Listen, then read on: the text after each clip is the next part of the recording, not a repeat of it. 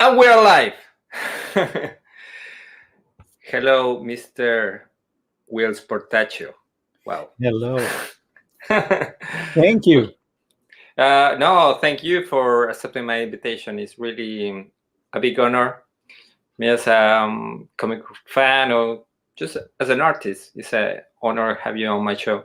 Because my guests are really different. I don't stay focused only on comic books or science fiction. I also have musicians Oh, or I had the art director of Star Trek Picard oh, wow. last year. So no, it's really, I try to be really broad, but I only I'm not very objective. I only want like to talk with people that I like or Oh, that thank you. I respect. Thank I'm you. not looking for likes or followers. No. So I really thank you for accepting my invitation. And for the people that don't know you, I will make a little introduction. Um, for me, you're an artist, because some people can say comic book artist, but in general, you're an artist. Make comic books is an art. It's like if people want to recognize or not. But yes, it's an art. And I have a little piece of your work here. So if you want to know, it's backward. So people know, the Punisher, that's amazing artwork, really. But this is one of my favorites, really, with Daredevil. I had Mike Barron on my show too, and you worked together on this one. Oh, Mikey. Yes, yeah, he was talking about his book from of Nexus. No, he's a really cool guy. Did you know? Did Mikey tell you that he did it for those Punisher plots? He didn't actually write it out. He actually drew it. He's an aspiring. He was a frustrated artist. Yeah, he told me that he want to be very specific because they want that the fights look real. Yeah. Because he practiced martial arts. Right. Yes. Right. So continue your introduction. Whilce Portacio, you have drawn, correct me if I'm wrong, the Punisher, the biggest titles of Marvel, especially X-Men.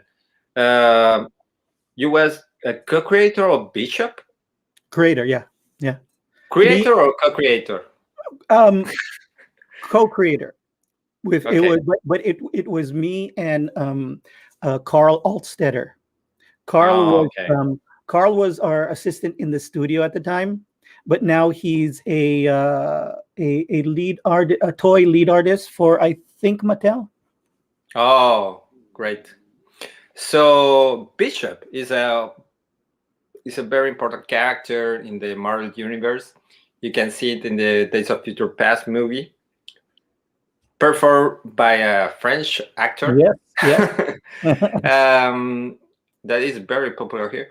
And yeah, you have worked a lot during all your career, and you're very respectful artist in the comic book industry in general. Thank you. So thank you for taking the time to doing this. Actually, when I first started, I have a pseudo connection to Europe, because really? Well, my name is so unique, right? It's Portacio. Well, especially the first time, Whilce, Whilce. Ah, yes. So what's the origin of that? That's my old high school nickname. All right. But because that's such a rare new name nobody's heard of, for the first few years, everybody thought I was Whilce Portacio. Really? Yeah. All right. That's how everybody pronounced it. So they thought I was from Europe or somewhere. Okay. Very, very exotic name for. And Portacio is what is the origin? It's a Filipino name, but I've been finding through fans through the years that there are Portacios in Spain and in Britain, in the UK. So the Philippines does have a history of Spain, so it might have come somewhere around there. But in the Philippines, it is a Filipino name, and supposedly my family stretches out to the national hero, Jose Rizal. His middle name was supposed to be, and this is kind of a controversy that his middle name is either Portacio or Protasio, depending on who. Well, names, right? No, but sometimes it's really interesting because my name is Ivan,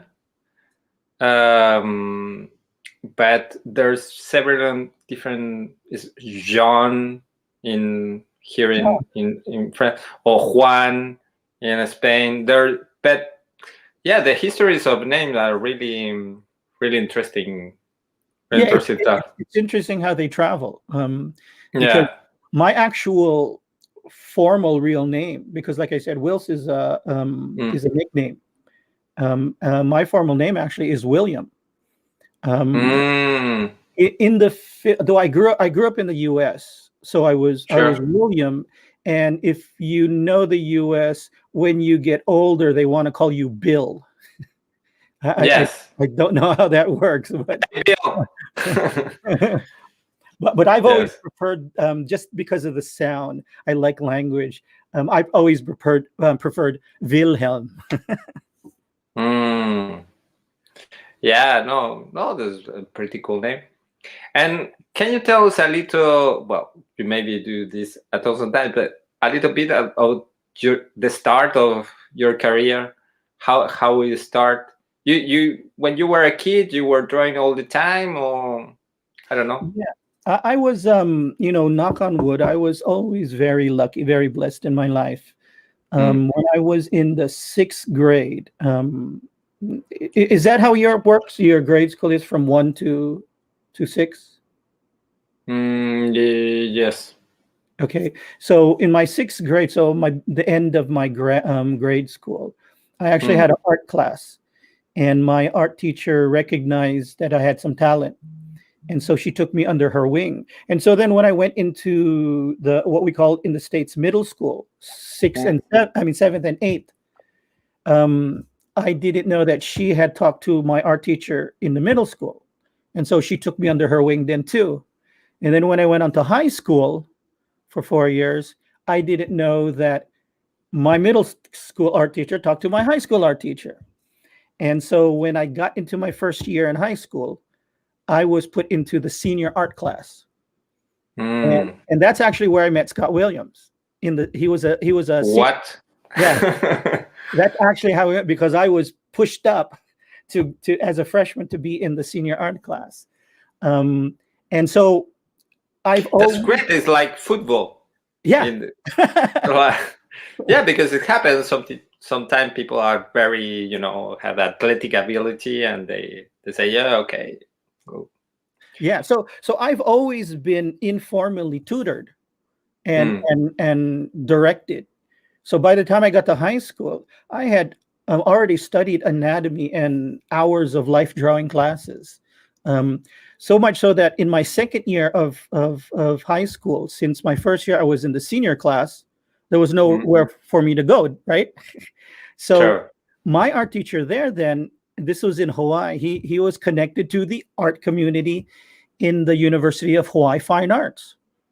And so on weekends and summers, he got me approved to take art classes at the college. So by the time that I came out and tried to get a job, I was already known to a lot of the art colleges, and they were inviting me to go there. But my dad then retired from the U.S. Navy, and we went back to the Philippines for the first time, and we lived there for 4 years. And so after 4 years, I came back to the U.S. By then, the 4 years in the Philippines, I actually studied 2 years of fine arts at university there. And I was fortunate enough that there was a national artist as one of our professors. And every lunchtime, he would paint.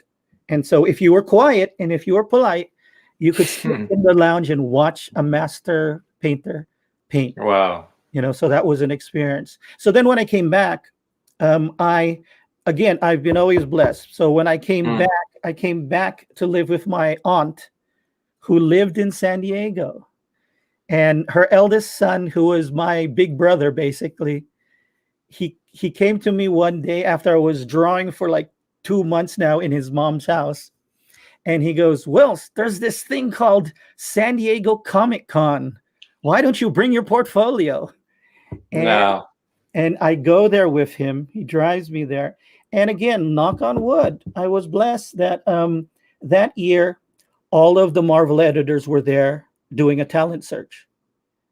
And that's where I met Carl Potts. So you were in the right time at the right place. Exactly. Yeah, but don't sell yourself short, because you are a talented artist, Even if you are in the right time at the right place and your art is shit, they will hire you. So actually, I believe luck has a lot to do, and fate has a lot to do with everything that ever happened. Sure, but there's also you work for it, So there's some people that have opportunities and they don't take advantage of it. You took advantage of the opportunities that they present you, but that's very true. That's very true. Real quickly, that's very true. In my 30+ years in comics, I've discovered a lot of artists and brought them in, a lot of big names, and I've tutored and trained a lot of people. Believe it or not, of all the great, well-known artists that I know, the most talented artists I've ever known were the people nobody knows. And it was for that reason. Some of them were just rich kids, so they never had to struggle for life, so it wasn't really important to them. Or one of the guys who was really, really well, I mean, he was in our high school class with Scott Williams. He was better than all of us at that point. Really? Yeah, but see, he was a good-looking guy. And so it was that age-old story of, by the end of high school, he got his girlfriend pregnant and he had to get a job. Okay.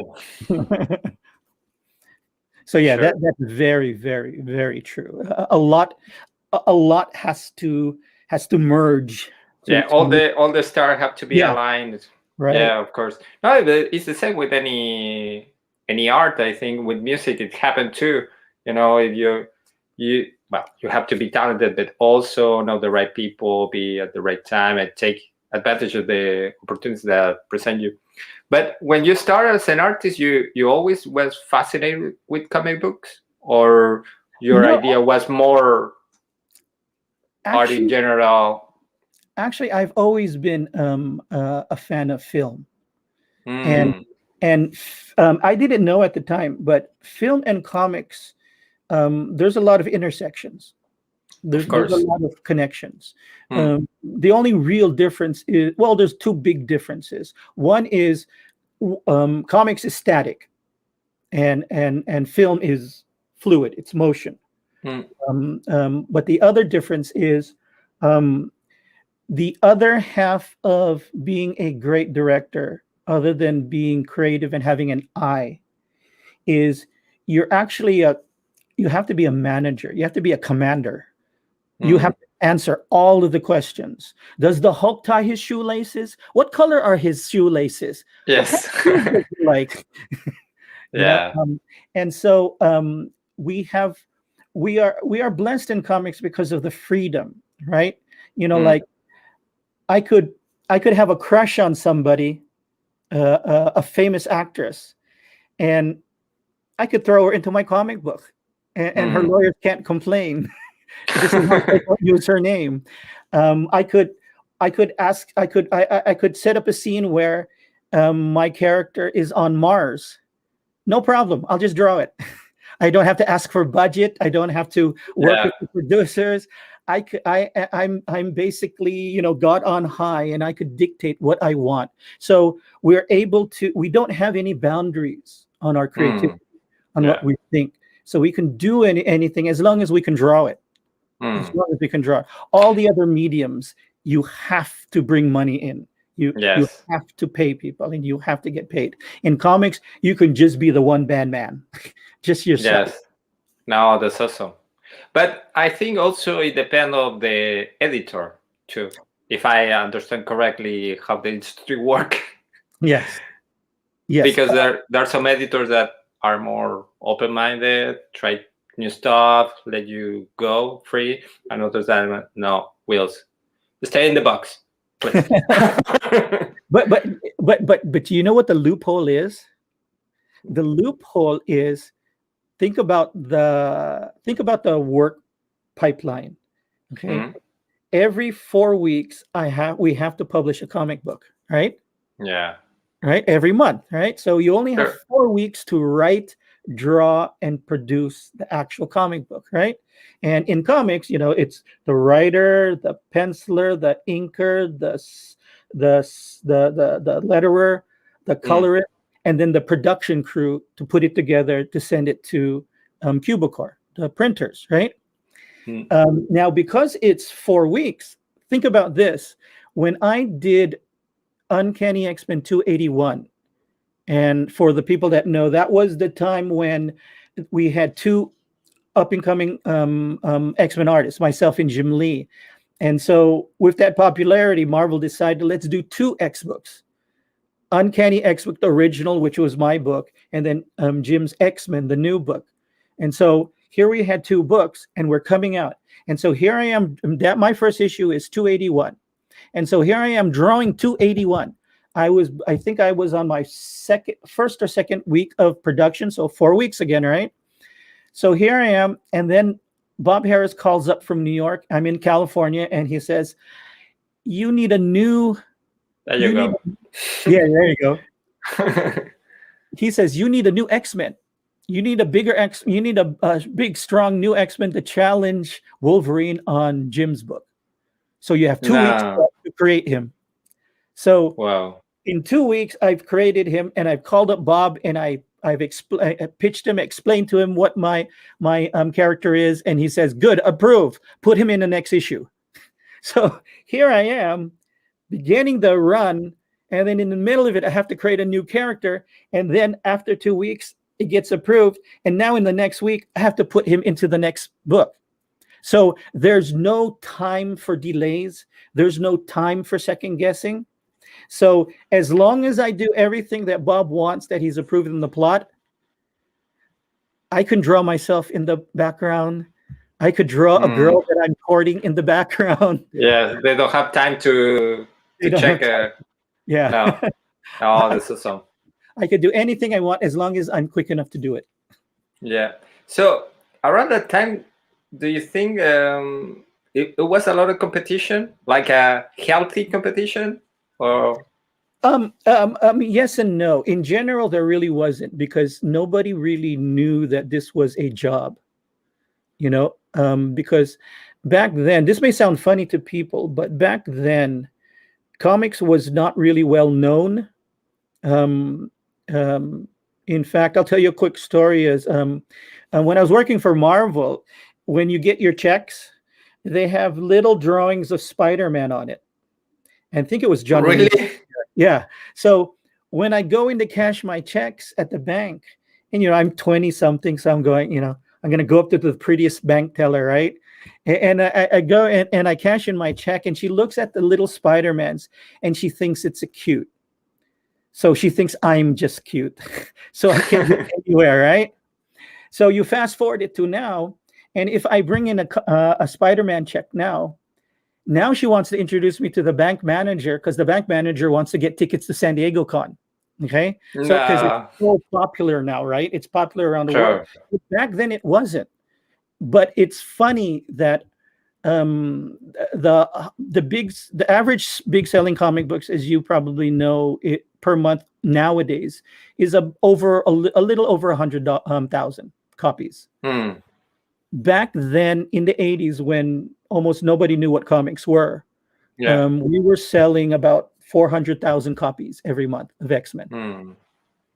So we were selling a lot, but nobody really knew who we were. Now we're not selling as much, but everybody knows who we are. Yeah. No, because now with the internet, social networks, the Marvel movies, of course, it changed a lot. To answer your question, it wasn't crowded, the competition, because nobody really knew that this was an actual job. And it turns out to be one of the hardest jobs in all of the creative fields, including film and animation, because we only have 4 weeks. Yes. Right? You think about it. Games. No time to make mistakes. Right. And games and everybody else, they have 4 years to do just one product. We have to do one every 4 weeks. So, and especially with X-Men, when you have so many characters, so many timelines. Yeah. So, I mean, you got to be really, really quick. That's the skill that comic book creators actually have. We are from some of the quickest creators because we don't have that much time. We don't get, okay, you take the month off and come back to me with something great. No, it's take 2 days off and come back with something great.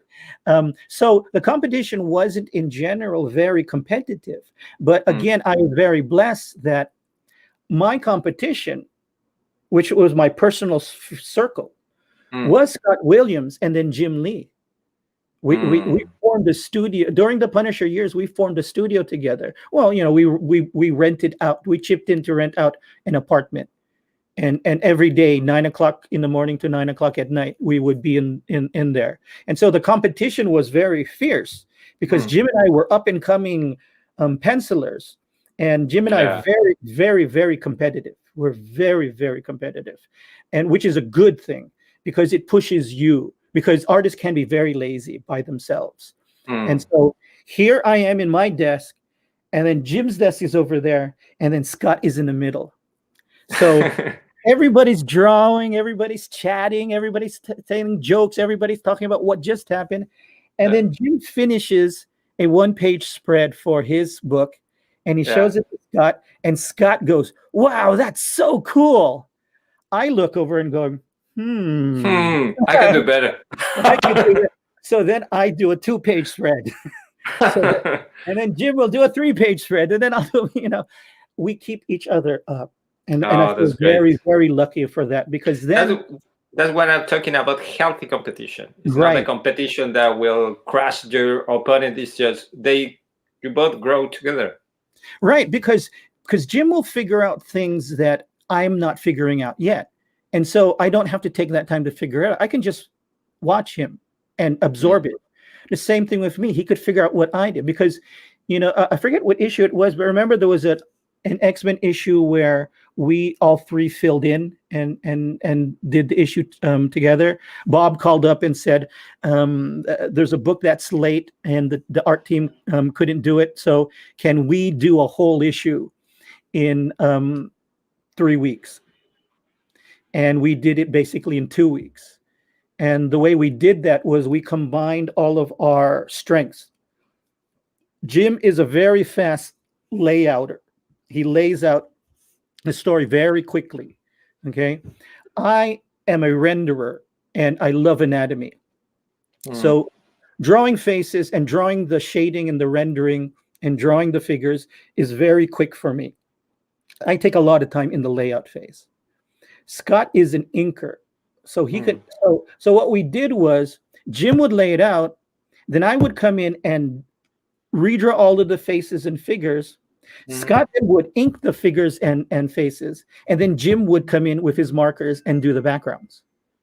So we would constantly have pages going back and forth. And that's how we, again, and then we were young, artists who wanted to climb up and to show off. And so instead of taking 3 weeks, we killed ourselves and did it in 2 weeks just to show off. And what was so you were kind of you have a team inside Marvel at that time. What was the feeling the other artists have about this kind of little group inside Marvel? Was good or look at Whilce and Jim? I might get in trouble, but everybody was jealous. It happened. Well, see, that is also the impetus for when we opened up Image. And that's why everybody right away went into building a studio. Because then it's like the more work that was genius. Well, the more work that comes out of there, the more everybody gets pushed up. And then as everybody gets pushed up, especially as a young artist, you get more energy. You want to go more. You get challenged by all the other artists. Actually, a funny little detail is that when we had Wildstorm, we had the most artists in all, with the personnel, accounting, and everything. We at one point had about 72 people in the studio, but most of them artists. And so everybody had their own little offices in the whole big building. And then over there, we had the big pit room with all of the colors, 20 colors. And so we had to install an intercom system. So the receptionist could, relay to our calls and if they needed something from us. And so what happened was, because all the guys, what I call them boys, all our boys, they're all competitive like Jim and I. And so everybody would buy a PlayStation or something, because remember back then it was Street Fighter, Yeah. And so everybody would buy, because again, we're just young kids. So with our image royalty monies, everybody would buy big screen TVs and just burn the money like.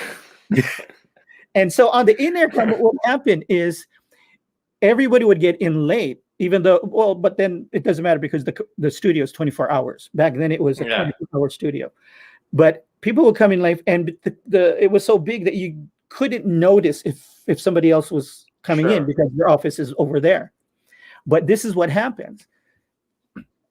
All of a sudden you hear on the intercom,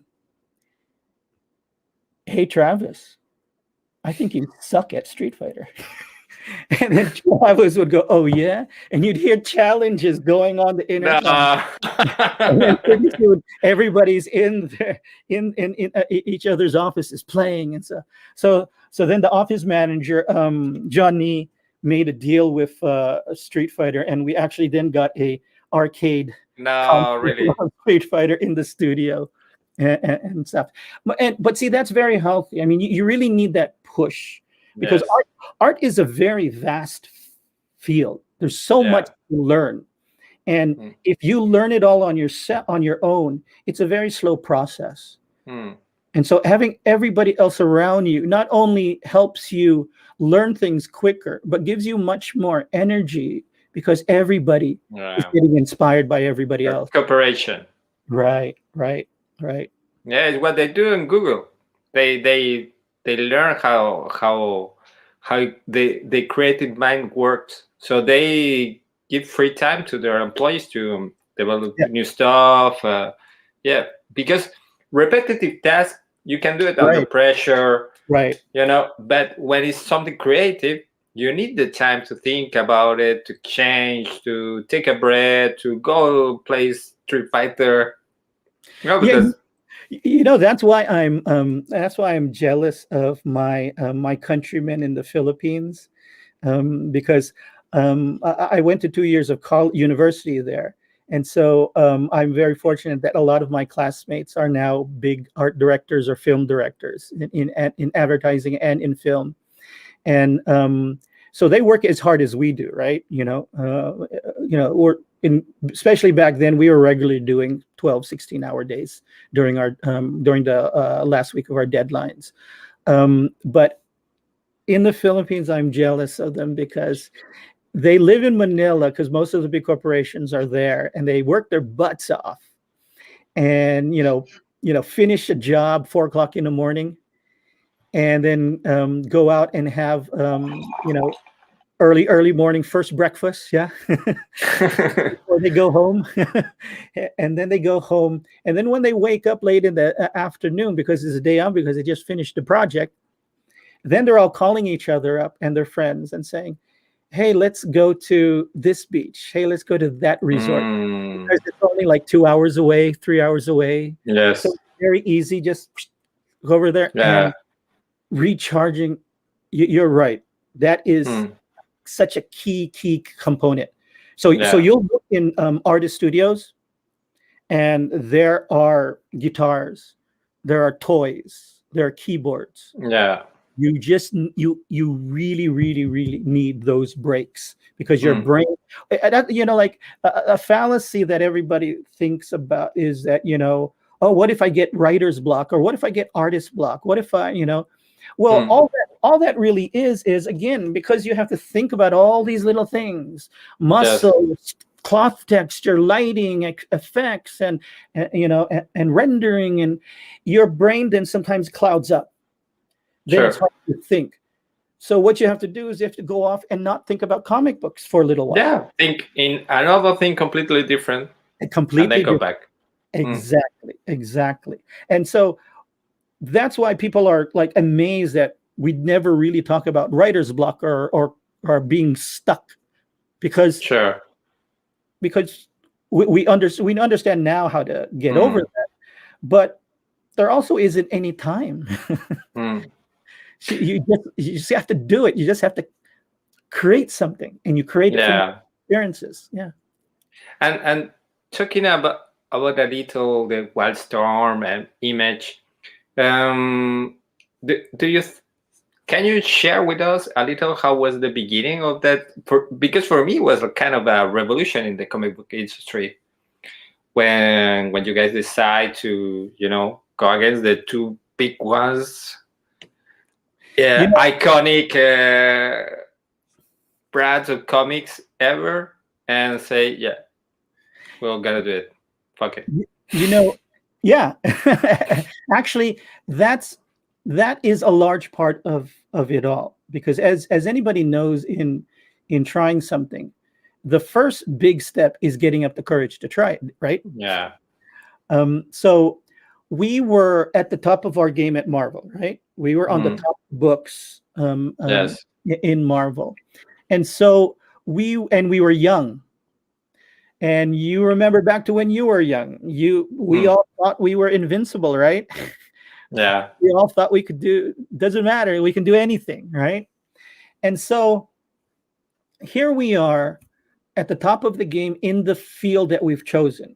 Okay, so we've, like, especially for Jim and I, everybody, when they come into Marvel, they want to get into the X office, because 400,000 fans. Wow. Your work gets exposed right away with one issue, right? So everybody wants to get there. So we're all already there, quote unquote, right? We're all there, right? And we go to conventions, and this is the beginning of conventions, right? Where they only had San Diego Con. Sometimes they had Chicago Con. And every now and then they had a convention in San Francisco. And so when we would go to conventions, we would see kids with our drawings on their T-shirts. And then we go, wow, that's really cool.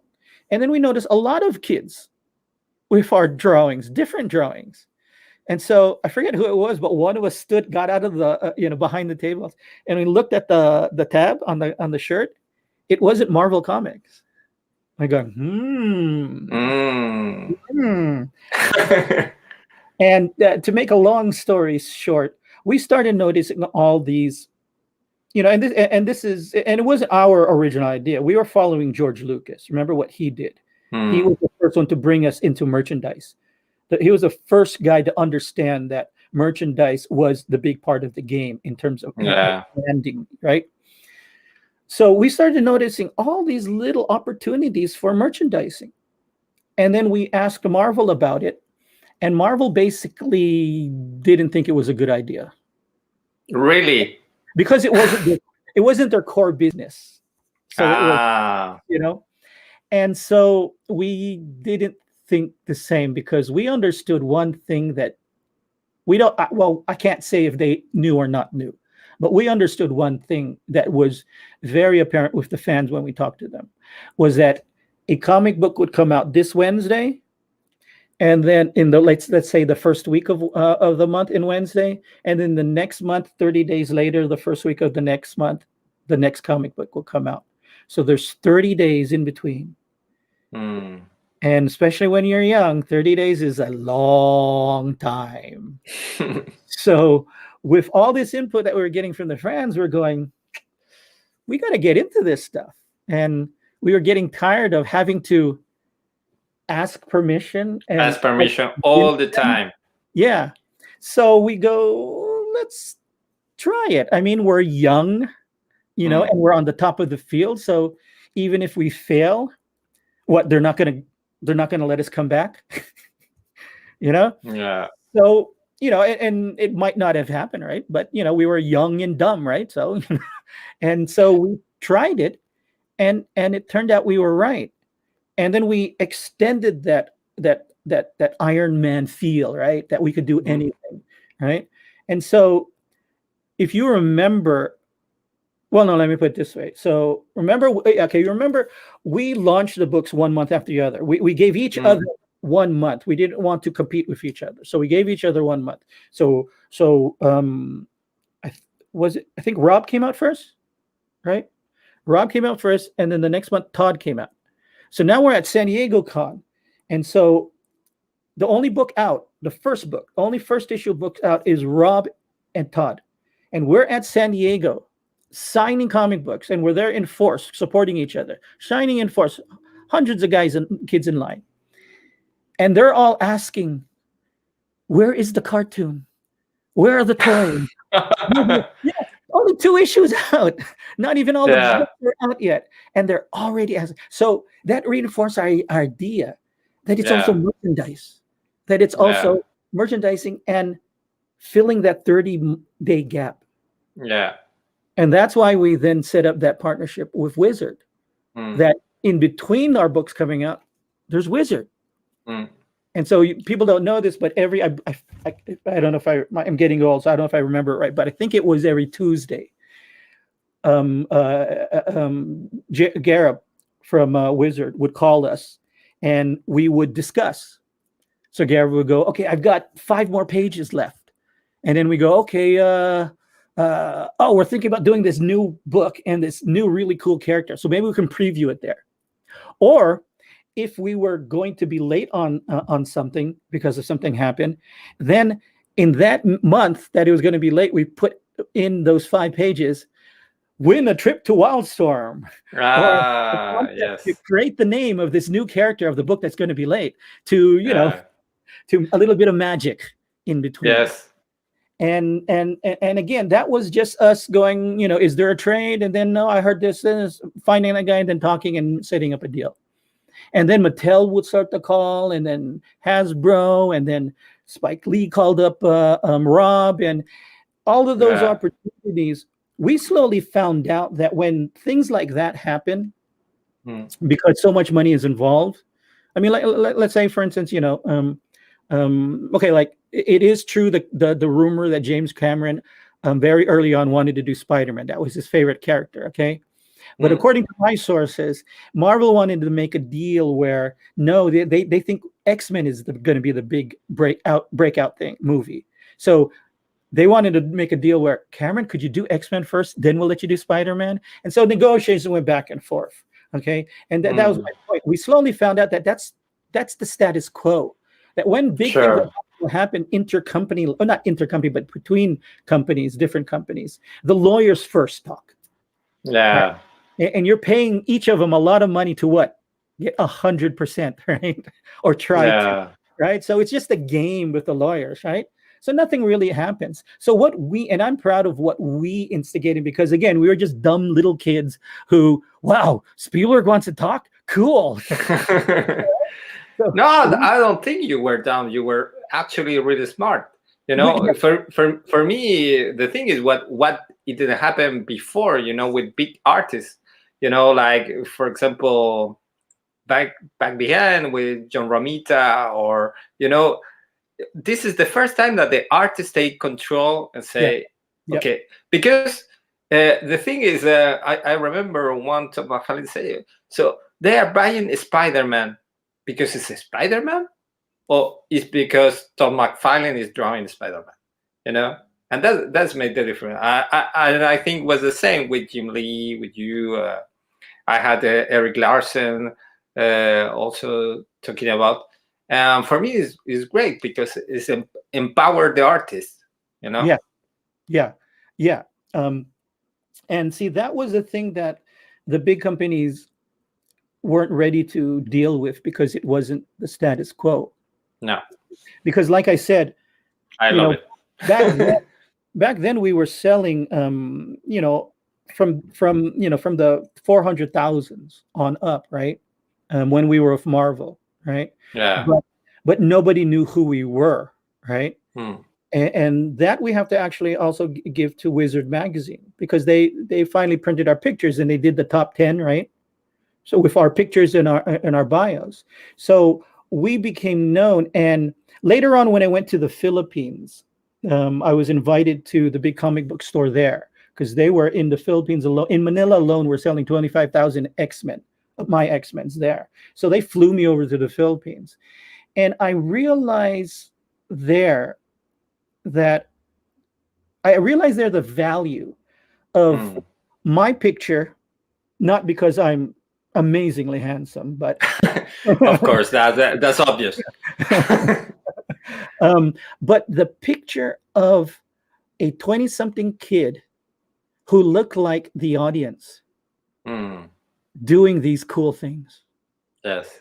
That inspired so many other people to become the artists that they are today, or the writer they are today. That inspiration of, wow, I could do that too. That is so, so important. And that's what Wizard Magazine really gave us, that we were proving that we loved the games and the toys and the movies that they loved. We were just like them. And that's why whenever we drew stuff, it was what they wanted to draw. People don't know this, but when I got into the X office, there was already this relationship. I'm sorry, I forget what this guy's name was, but he worked in Japan and he worked in the U.S. And every time he was in Japan, this is how old he was. He VHS, right? He would I had VHS. he would record all of these animations for us to watch, and those tapes were Macross. Those tapes were Lensman. Those tapes were Upon Cagliostro Castle. They were, and then he even then gave us a copy of Appleseed, the manga. So you were influenced by manga? We were the first people. I mean, this was before the U.S. understood. I mean, we didn't even know there was a name called manga or anime. Right. Japanese comic books, right? We were the first ones to see all this. So all of that cybernetics in X-Men that Jim and I did, and the designs of the spaceship, that was directly from Appleseed and Macross. That was directly us absorbing what we did at the time understood, but we were just, again, lucky to get into the things, anime and manga, that the audience was about to get into. And then you become a fan of anime and manga, or you just... Well, again, we didn't understand what it was, because, I mean, think about the timeline. We get exposed to that stuff, and there's no name for it in the U.S. And nobody's really looking at that. And there was no distributor, nothing. Right, and then, well, the way we got it was there in San Diego. There's a Japanese supermarket called Mitsuya, because there's a lot of Japanese expats there, and so they had a little bookstore, and every Tuesday they had new books from Europe, like where a lot of people discovered Mobius, Mobius, and Japanese books from I always say it wrong, Kinokuniya, the big Japanese bookstore. So we were fortunate that not only was a supermarket there, but that they had that little bookstore there, so that's how we got it. So we got exposed to it. We started putting it in our comic books, and then a few years later, then people started understanding there's something called anime, something called and it looked like we discovered we made that. But we didn't. But because we didn't know that what it was, and we didn't know that it was a trend going forward, all we understood was, hey, there's this new art stuff. Let's absorb. Trying to absorb inspiration. So that's, we didn't per se become anime and manga fans.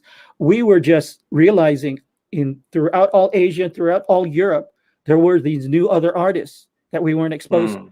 And so we just got exposed. We got exposed to anybody and everybody that we wanted, and absorbed that into the comic books. And because comic books are monthly, it again was that magic trick that it seemed that we were doing all this stuff ourselves.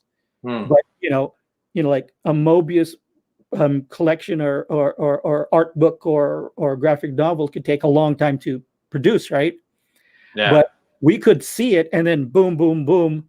Within a year, 12 issues is out. So it looks like we've got more body of work.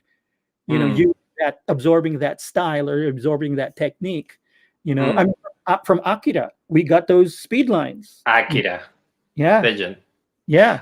How was your reaction the first time you saw manga or Akira, for example? The first time you saw Akira, what was that? What? Was you were surprised, or? We were amazed. We were amazed because it's weird. It's interesting. Everything is a dichotomy, right? A push and pull. So like the Japanese society and the Japanese studios are very rigid, right? Very, very strict. But they do allow the director, like Otomo, to almost do carte blanche, right? Just to do his vision, right? But everybody else has to follow, and so there's like all the great ones, like Stanley Kubrick, or yeah. So we were envious of that and amazed, because that's what we could see through those pages. And I mean, it was huge volume, right? And we were amazed that. See, one of the things that people don't understand about comics is, okay, back then the average comic book was 22, but you can go up to 25 or 28. But the average comic book today for the last few years is 20 pages, right? People don't understand that 20 pages is not a lot of space. Yeah. Especially if you want splash pages to really make an exclamation on a scene.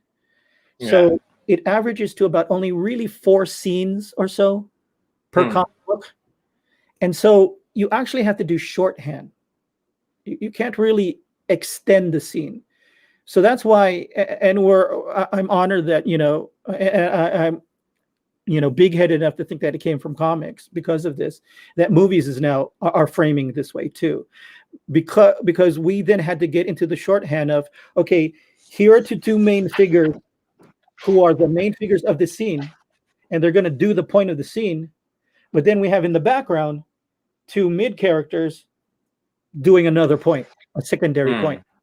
And then maybe visually in the background, we'll have another point, like a ship crashing or something. So we learned how to bubble up on our panels, because again, you have 1 panel, that's this much space. But then if you had 3 panels, that's a lot of space. And now you run out of space. And so we learned how to do that. So when we looked at Akira, we were going, wow, it's like a film. He's let the moments happen. There's no shorthand cutting cut off, and it's quick cuts or intercuts and stuff. He was able to let scenes go, and then those huge cityscapes. And there's if you remember, but there are some cityscapes where actually nothing's really happening, but he's just showing you the vastness of the city. There's no room to do that in comics. You have to have something happen. You have to have a major point, in the story. So things like that we really loved. And we were also envious for some of the same reasons.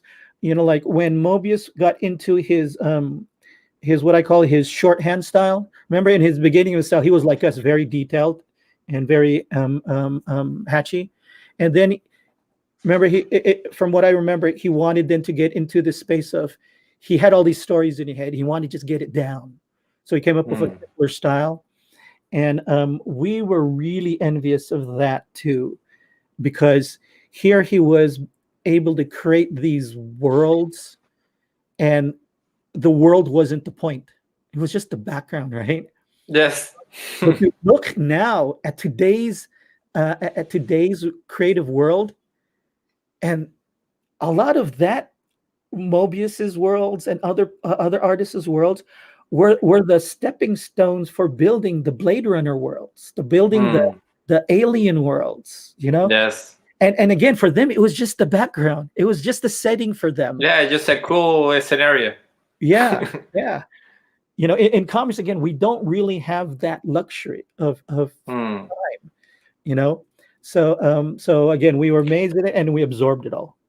But do you think the thing have changed a little with the times, like the evolution of comics? Now people have I don't know, Marvel, DC, or Image or other. There's right now there's a lot of independent studios that they leave the time for the artists to have this space. Do you think there's an evolution on that sense? There is, but in my opinion, okay, I may get in trouble by some people, but it's my opinion, okay.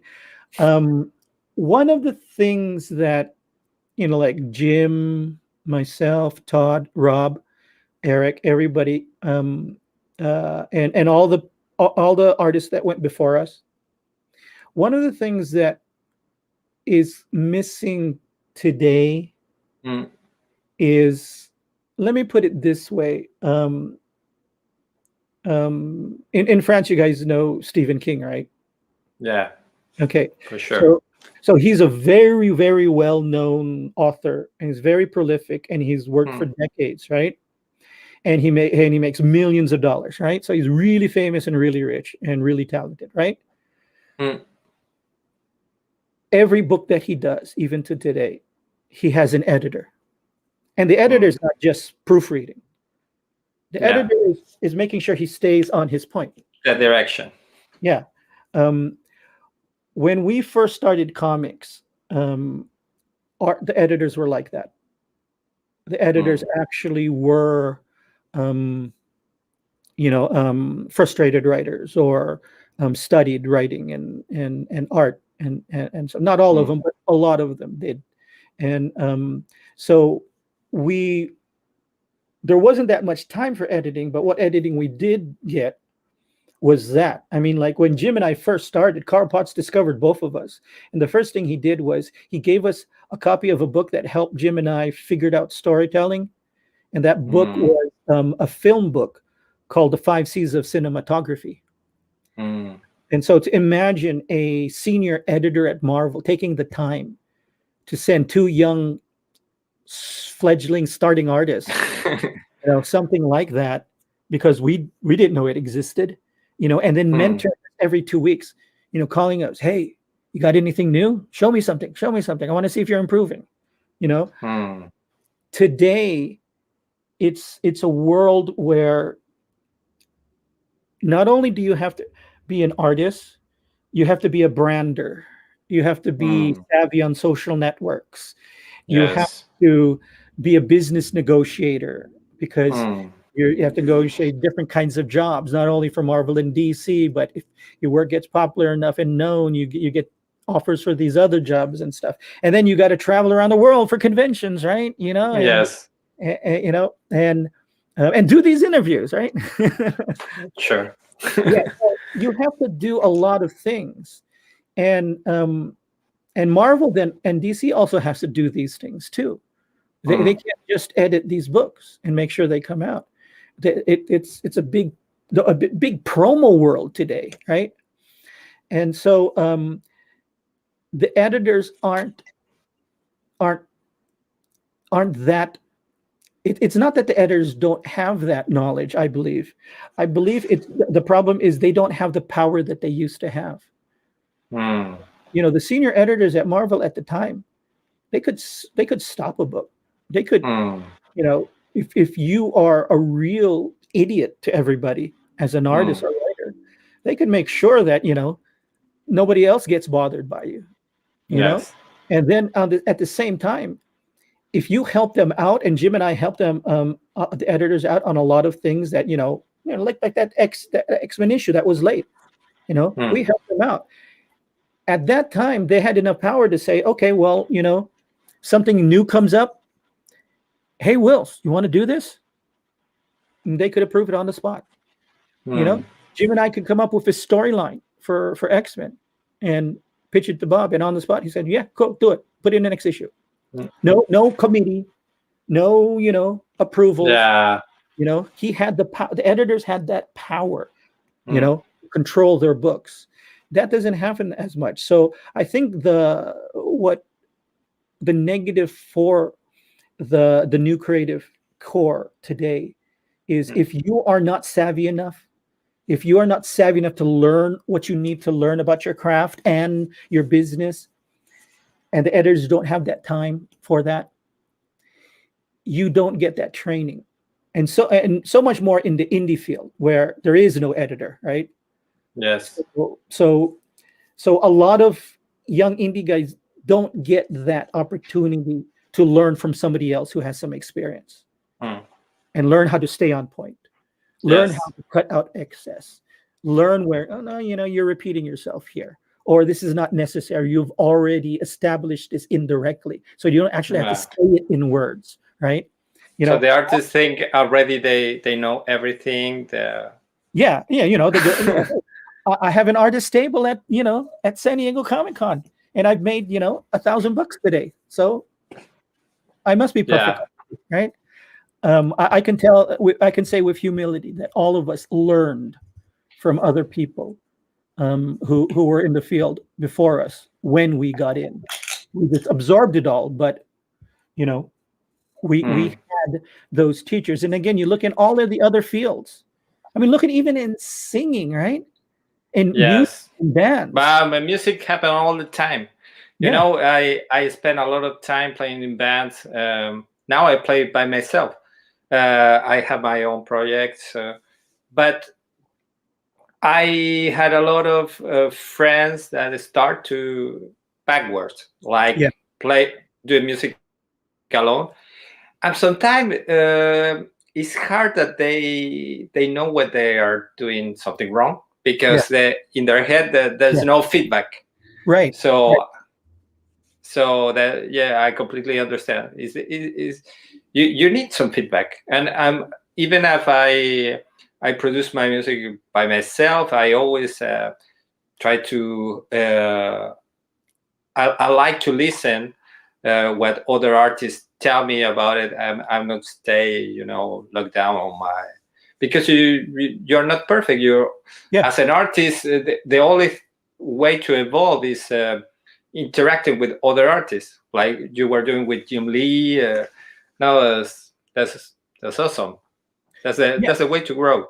Yeah, no, I love music too, and I'm not a professional level, but I use music to reset. And I remember back in the the late 70s. The late 70s. My father retired to the Philippines, so we went back to the Philippines. And so every night on this corner of the house, all the guys would gather because my cousins, the girls were there, and they all brought out guitars. And believe it or not, you know what the first song I learned? Which one? Oh gosh. The Beatles? No.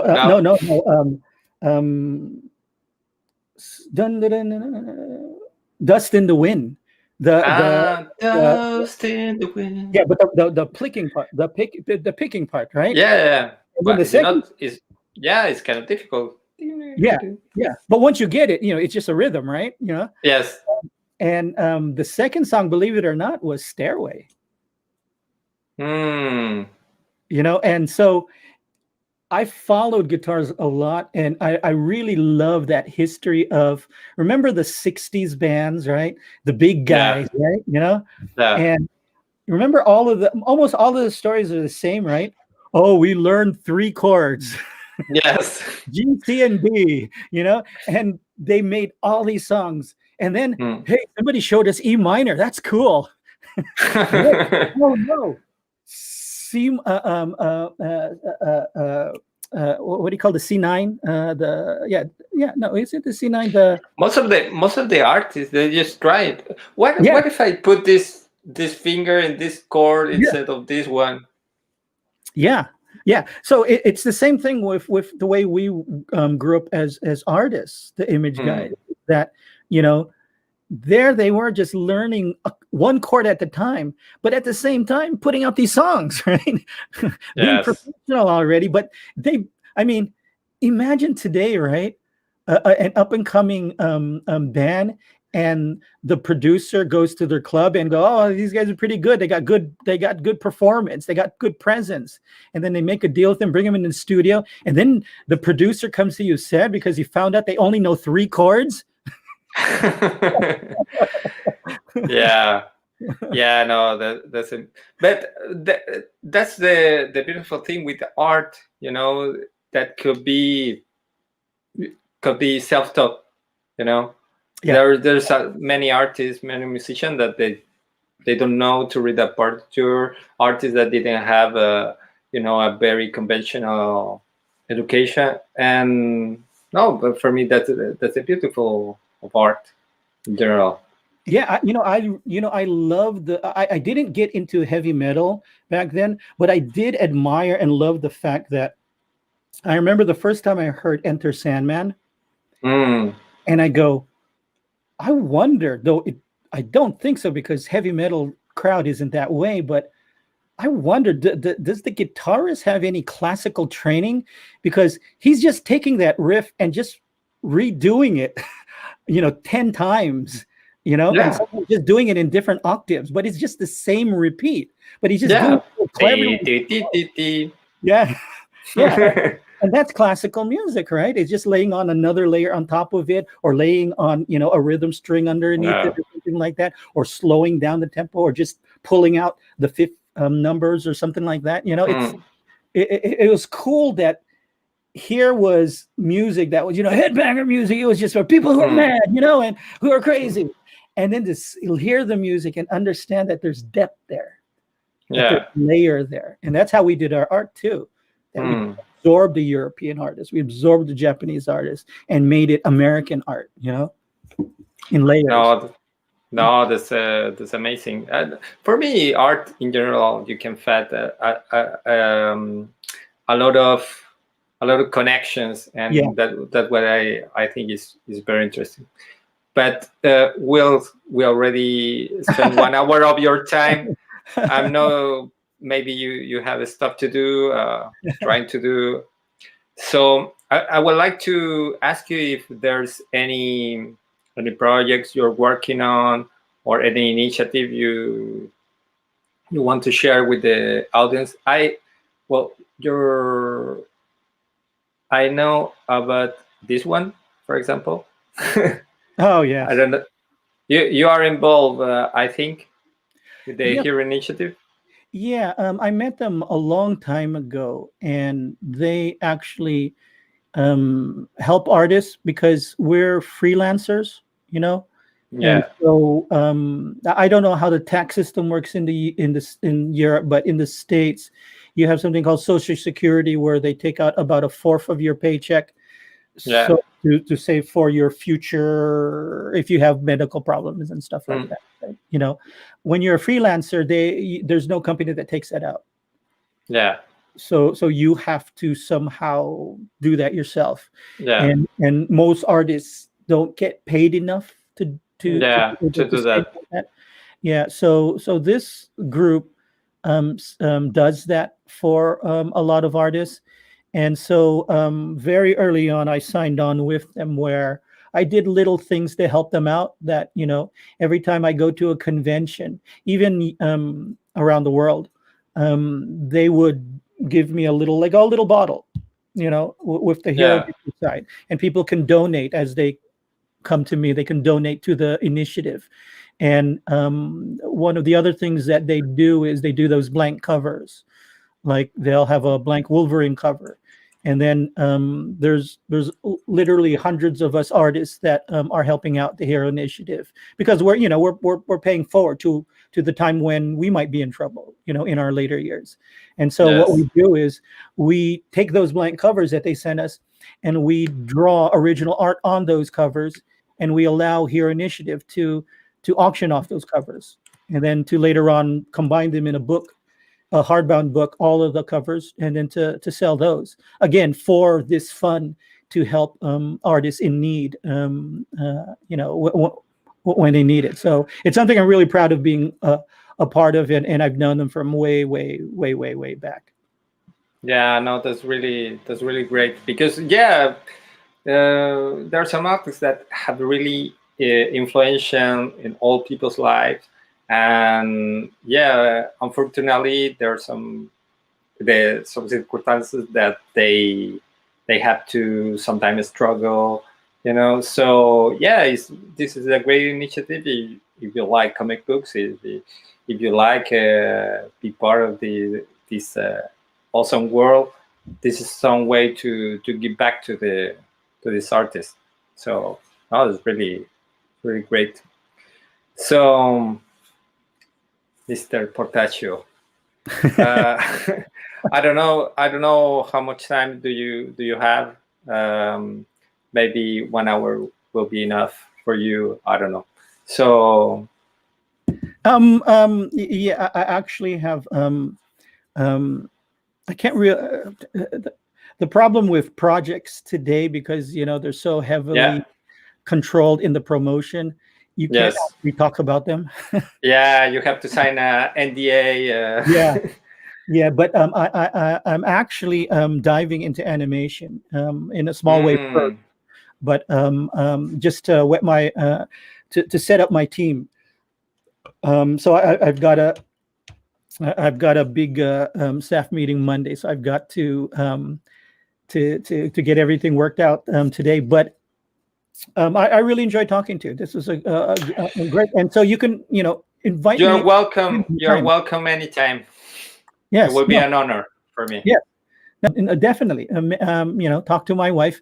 In the Philippines, we joke, my wife is my commander, so you have to prove it through her. Yes, sir. So I really thank you for your time. It was a really nice conversation, and maybe we see you soon. Okay. Thank you. Okay.